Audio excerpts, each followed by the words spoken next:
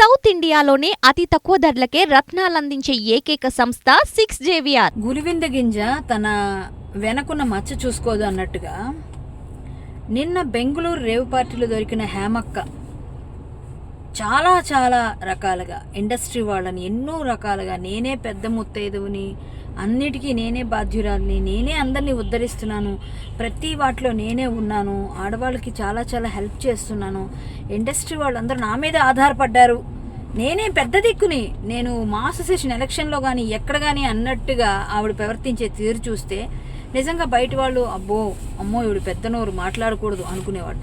ఎవరిని వదలకుండా పిచ్చి పిచ్చిగా అందరినీ ఏదో విధంగా గొడవలు చేస్తున్న ఆమె చేసినవన్నీ మనం చూసాం.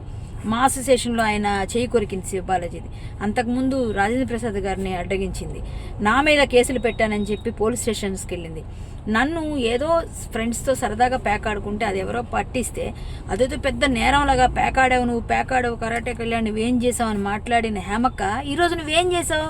ఒక రేవ్ పార్టీలో డ్రగ్స్తో పాటు దొరికావు. నువ్వు ఈ శాంపిల్స్ వచ్చిన తర్వాత బెంగళూరు పోలీసులు నీకు ఖచ్చితంగా నీకేంటన్నది పనిష్మెంట్ ఇస్తారు. ఇక్కడైతే ఎలాగూ ఇంకా చాలా పనిష్మెంట్స్ తీసుకోవడానికి సిద్ధంగా ఉండు.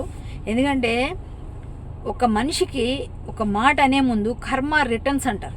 ఎప్పుడైనా మనం చేసిందే మనకు తిరిగి వస్తుందని. కాబట్టి ఇక ముందైనా జాగ్రత్తగా నడుచుకో.